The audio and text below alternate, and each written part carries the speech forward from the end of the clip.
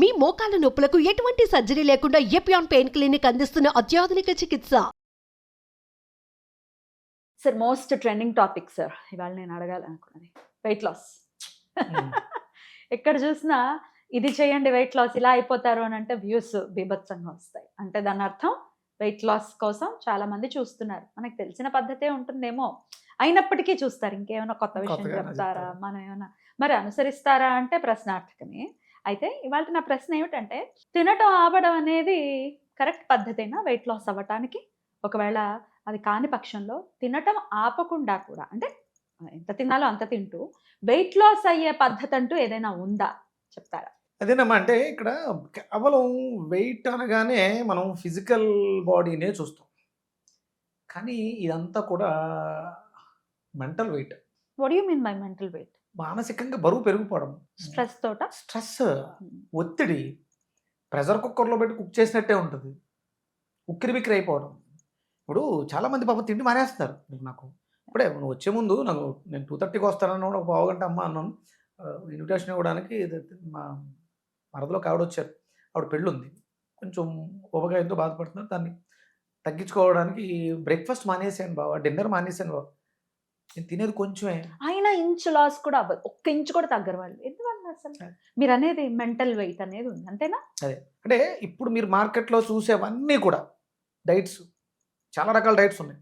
ఇవన్నీ keto diet, ఆ diet, ఈ డైట్, చాలా రకాలు ఉన్నాయి. ఇవన్నీ కూడా మీ ఫిజికల్ బాడీ మీద ప్రభావాన్ని చూపించడానికి చేసే ప్రయత్నాలు. But what about mental body? అది చాలా ఇంపార్టెంట్. అందుకనే నేను మన డైట్కి అది అంటే ఒక డైట్ ఫామ్ డిజైన్ చేసాం. దానికి ఏది సూటబుల్ అని చూసినప్పుడు ఈ మెంటల్ హెల్త్ కూడా ఉంటుందా? మన దగ్గర ఉండేది ఫస్ట్ మానసిక సమస్యను సరిచేయటమే. ఎందుకంటే నేను డైటీషియన్, న్యూట్రిషన్ కాదు, నేను ఎంబీబీఎస్ డాక్టర్ని కాదు, నాకు మెడికల్ టెర్మినాలజీ తెలియదు. నాకు తెలిసింది నేను ప్రాణిక్ హీలర్ని. ప్రాణశక్తితో నయం చేసేటప్పుడు మేము ఫస్ట్ చేసేది ఫిజికల్ బాడీ మీద కాదు. నేను ఈ ఫిజికల్ బాడీని అస్సలు చూడను. ఎంత వెయిట్ అయినా ఉండు నువ్వు. Energy body, etheric body, emotional body, mental body, ఈ బాడీస్ ఇవన్నీ ఇవి అతీంద్రంగా ఉంటాయి. ఇవి మనకి కనపడవు. ప్రాణిక్ హీలింగ్లో ఉన్నటువంటి గొప్పతనం అదే. అన్నమయ కోసం, ప్రాణమయ కోసం, విజ్ఞానమయ కోసం, ఆనందమయ కోసం, మనోమయ కోసం. ఈ కోశాలలో, కోశాగారం అంటే ఏంటి? దాచిపెట్టిన కోశాగారం. ఇక్కడ దాచిపెట్టేసాం. ఇవి కదపకుండా మీరు ఇక్కడ ఏదో దాకి ఉంది, దాన్ని తీద్దామని చూస్తున్నారు. నిధులు లేని చోట విశ్వ ప్రయత్నాలు చేస్తుంటారు నిధులు తవ్వడం కోసం. దొరకవు అవి దొరకవు, ఫేక్. ఇది కూడా అంతే, ఫ్యాట్ తగ్గదు. ఇది ఫ్యాట్ కాదు, ఇది మానసిక అసమతుల్యత. దీన్ని హార్మోనల్ ఇంబ్యాలెన్స్ కాదు మనం పరిగణలోకి తీసుకోవాలి. దీనిని సరిచేయాలి. దీనికి కారకుడు, కర్మకారకుడు శని. మనం చేసే ప్రతినిత్యము చేసేటువంటి ఏవైతే కర్మలు ఉన్నాయో మన అన్నమయ కోసం మీద, ప్రాణమయం కోసం మీద, విజ్ఞానమయం మీద కోసం మీద ప్రభావాన్ని చూపిస్తాయి. వీటిని ఢీ కొట్టాలి అంటే కేవలం ఒకే ఒక్క డైట్ ఉంది. అది ancient Vedic Indian diet, Leo diet. సూర్యుడు ఒక్కడే దీనికి సమాధానం చెప్పగలడు. ఒబెసిటీతో బాధపడే వాళ్ళందరికీ విటమిన్ డి డెఫిషియన్సీ ఉంటుంది. ఓకే, సన్కి ఎక్స్పోజ్ కాకుండా ఉంటారు వీళ్ళు. ఎందుకంటే ఊబకాయంతో బాధపడే వాళ్ళకి ఇన్సోమేనియా ఉంటుంది. లేటుగా ఎప్పుడో నిద్రపోతారు పాపం. సూర్యోదయానికి నిద్ర లేద్దాం అని ఉంటుంది కానీ లేవలేరు. 7 గంటలకు 8 గంటలకి లేస్తే మనకు కావలసినటువంటి ఆ పోషాకిరణాలు ఆ మార్నింగ్ టైంలోనే ఉంటాయి, సూర్యోదయం సమయంలోనే ఉంటాయి. ఆ లోపం వీళ్ళని ఇలా ఊబకాయలుగా చేస్తుంది. 1-2 రోజులు మనం బద్ధకాన్ని ఛేదించగలిగితే, మంచం మేంచి లేచి కాలు కింద పెట్టగలిగితే, స్వామి శరణం అని ఆయన పాదాలు పట్టుకోగలిగితే తయారవుతారు. మనం మన జర్నీ 5 ఇయర్స్. ఎప్పుడైనా మార్పు ఉందా?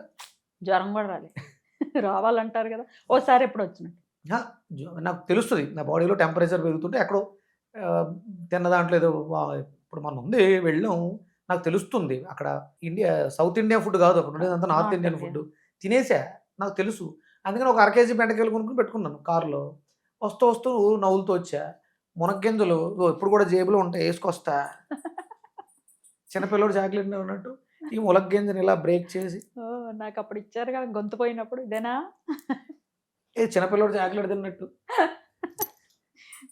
మునక్కాడ గింజలు ఇవి. మునక్కాడ గింజలు ఎండిపోతే ఇలా అవుతాయా? Dried drum stick seeds. ఇది తింటే ఎట్లా ఒకసారి కొరుక్కోండి. నాకు తెలుసు సార్ దీని దీని టేస్ట్ తెలుసు సార్. అంటే ఎప్పుడు బాగుంటున్నట్టు ఉంటుంది, బాగోనట్టు ఉంటుంది. ఎప్పుడు ఒకలా ఉండదు ఇది. ఆ, నీ మానసిక స్థితికి తగ్గట్టుగా, నీకు ఉన్నటువంటి డిసీజ్కి తగ్గట్టుగా కొరికి బొగ్గను పెట్టుకో. బొగ్గను పెట్టు. ఉమ్.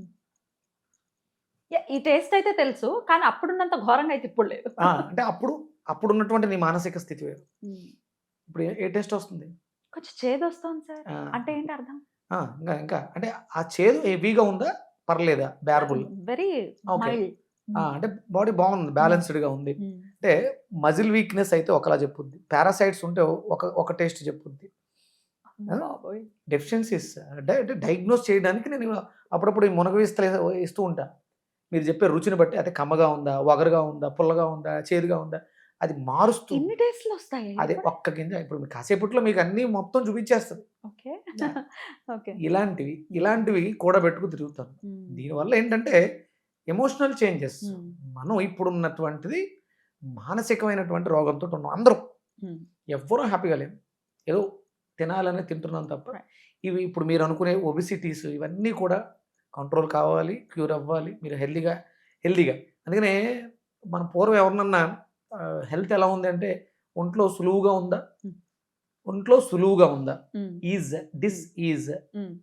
డిసీజ్గా ఉన్నామంటే అక్కడ లోపల ఇబ్బంది ఉంది, కాళ్ళు కంఫర్టబుల్గా ముడుచుకోలేము, చూడు ఎంత కంఫర్టబుల్గా పైకి వస్తుంది.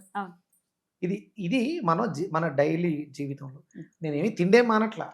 నేను మధ్యాహ్నం అక్కడ నైట్ కూడా తిన్నాను, ఎక్కడ ఉజ్జయినిలో. అక్కడ దొరికేవేంటి రోటీలు, పాలక్ పన్నీరు, ఇవే కదా, అవే తిన్నాను. అర్థమైంది అవి నన్ను కొంచెం ఇబ్బంది పెడుతున్నాయి. 4-5 బెండకాయలు కొనుక్కున్నాం, లేకపోతే దొండకాయలు కొనుక్కున్నాం. అవి నలుగుతూ లైన్లో నించోడాలి, దర్శనానికి వెళ్ళాలి, జర్నీ చేయాలి. వాటిని అంటే బ్రతకడానికి అవసరమైనవి చేస్తూ మనల్ని బాగు చేసుకునేవి ఆ ఫలాహారం, పళ్ళు, కాయగూరలు. కంపల్సరీ మార్నింగ్ బ్రేక్ఫాస్ట్ అనేది న్యాచురల్గా ఉండాలి, ప్రకృతి సహజంగా దొరికేవి మాత్రమే తినాలి. ఇందులో ఒక్కొక్క మనస్తత్వానికి తగ్గట్టు మనం మళ్ళీ నెక్స్ట్ వీక్ ఎప్పుడో పెట్టు నన్ను అడుగు. ఎమోషనల్ ఎనర్జీస్కి ఫిజికల్ బాడీకి ఉన్న రిలేషన్ ఏంటి, దానికి ఏ గ్రహం పనిచేస్తుంది, ఆ గ్రహానికి తగ్గ వెజిటేబుల్ ఏంటి, మనం దీని గురించి డిస్కస్ చేయొచ్చు తప్పకుండా. అప్పుడు ఈ మానసికమైనటువంటి సమస్యలు, నిద్ర లేకపోవడం కానీ, ఇంట్రోవర్టెడ్, ఇలాంటి వాటికి ఈ ఒబిసిటీ కారణం అవుతుంది. దీన్ని మనం సరి చేసుకోవడానికి అక్కడ పరిష్కారం చెప్పొచ్చు. తప్పకుండా సార్. వెయిట్ లాస్ ఎట్లా మరి? వెయిట్ లాస్ ఏం చేస్తున్నా, ఎన్ని డైట్స్ ఫాలో చేస్తున్నా అవ్వట్లేదు అని అంటే, అంత స్టబన్ గా ఉంది అని అంటే, అసలు హోల్ డే ఎట్లా ప్లాన్? ఇది హార్మోనల్ ఇంబ్యాలెన్స్. Right. దీనికి సంబంధించి నడక అనేది చాలా అవసరం ఫస్ట్. దాంతోపాటు లెమన్ విత్ పీల్, తొక్కతో సహా నిమ్మకాయ జ్యూసు, అలాగే గోరుచిక్కుళ్ళు, పించ్ ఆఫ్ జింజర్ చాలా అద్భుతంగా పనిచేస్తుంది.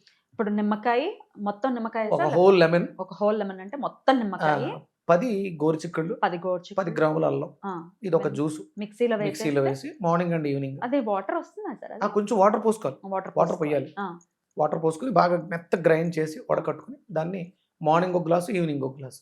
అలాగే అసలు నాన్ వెజ్ ఉండకుండా చూసుకోండి. నాన్ వెజ్ తినద్దా? అస్సలు వద్దు.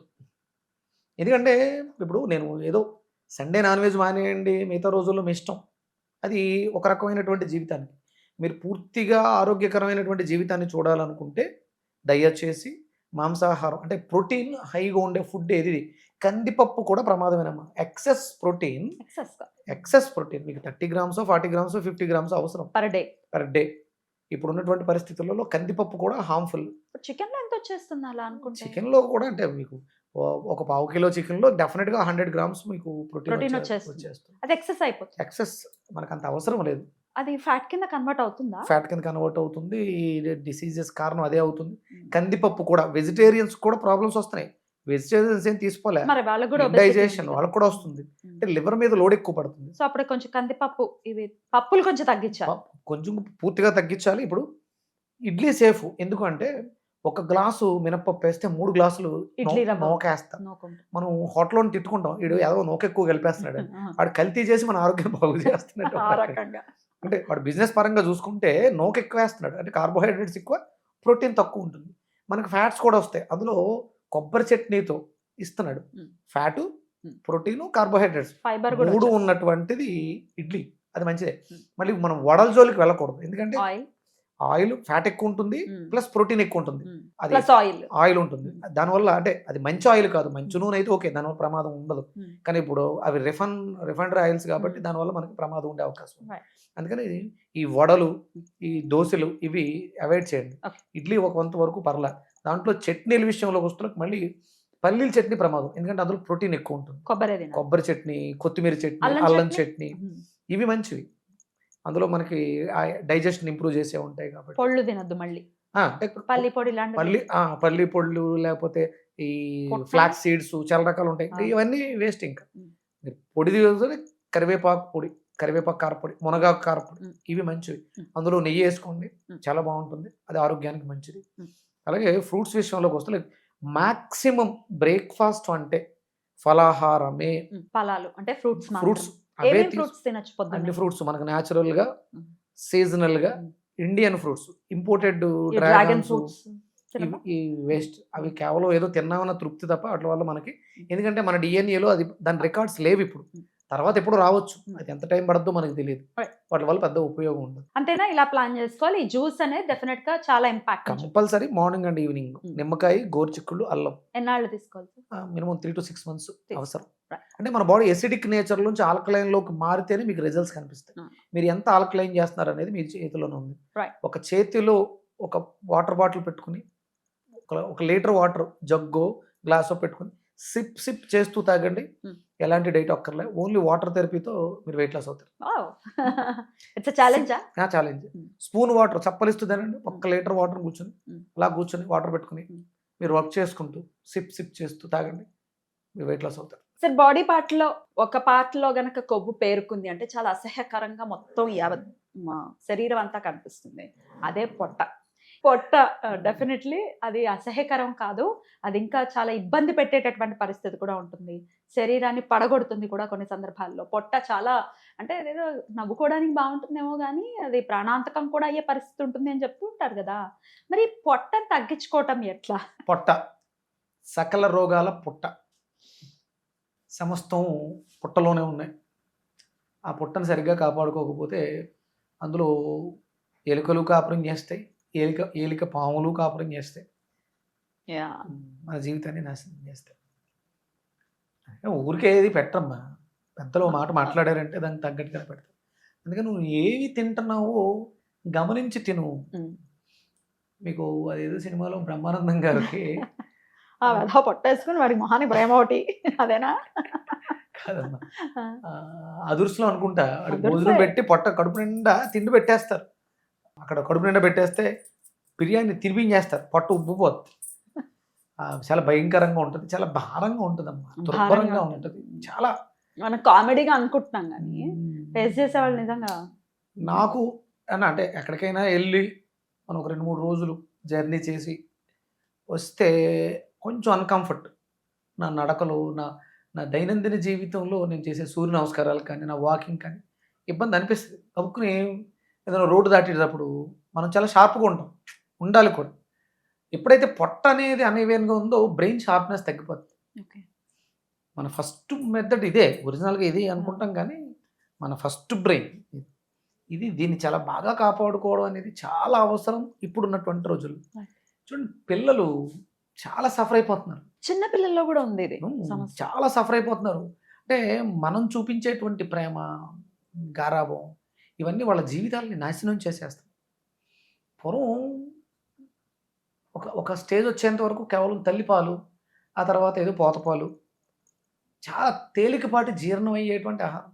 ఇప్పుడు లేసులు, ఆల్ జంక్ ఫుడ్ సర్వనాశనం.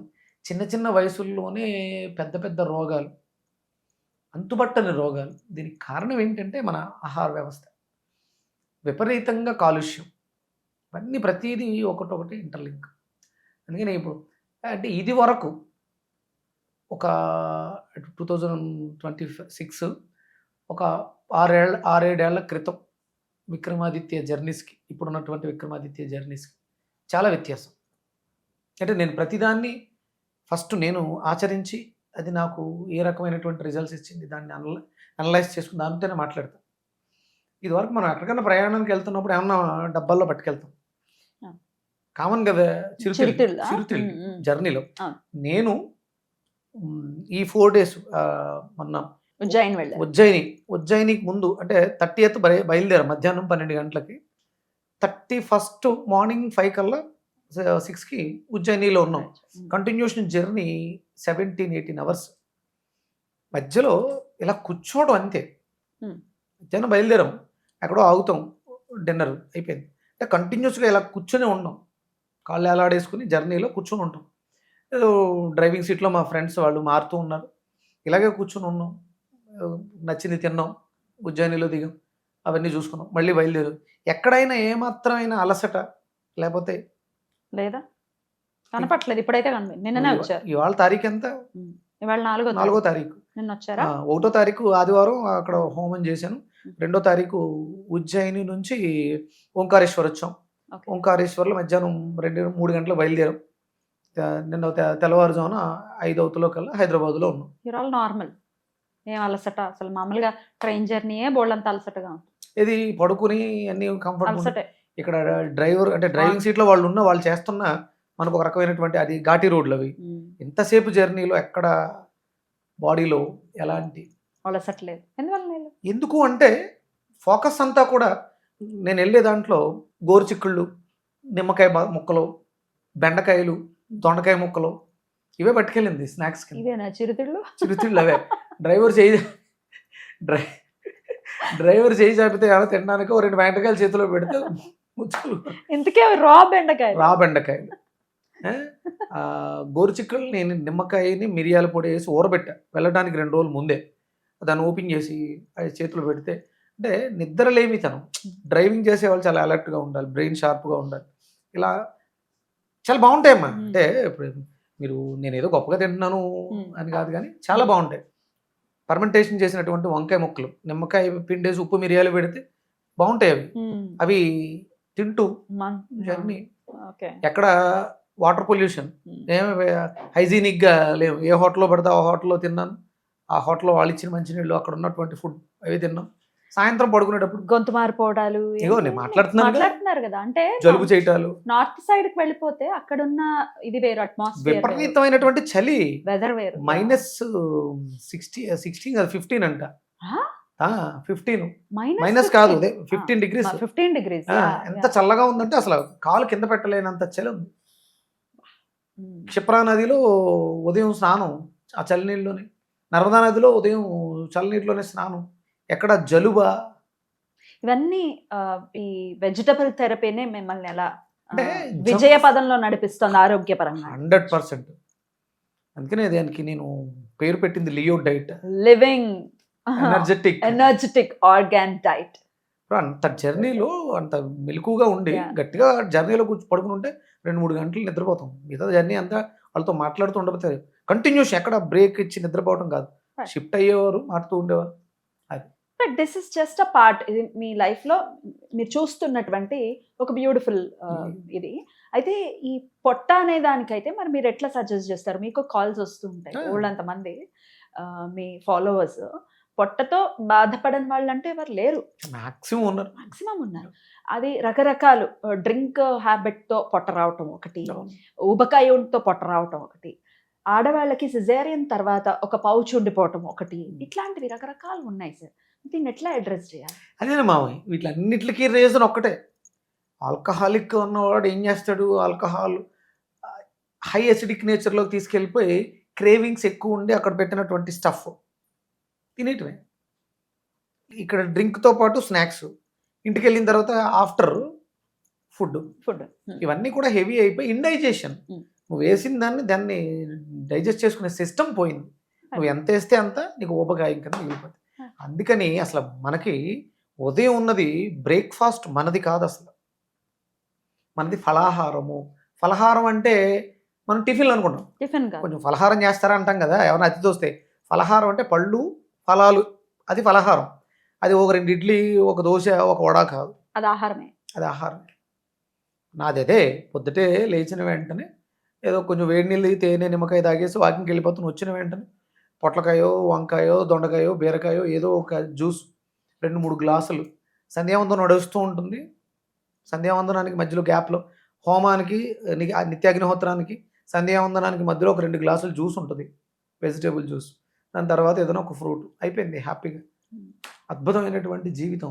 ఎట్లా మార్చుకోవాలి ఒకసారి ఏం చేయాలి చెప్పండి మరి? స్టబర్న్ గా ఉన్నటువంటి పొట్ట కొంచెం తగ్గాలి అని అనుకుంటే ఇప్పుడు ఉన్నటువంటి పరిస్థితులలో ఎక్సోక్రైన్ గ్లాండ్ సిస్టమ్ పనిచేయట్లేదు జనాలు ఎవరికి. శ్వాసరస వ్యవస్థ పనిచేయట్లేదు అందరికి, 99% అందరికీ పనిచేయట్లేదు.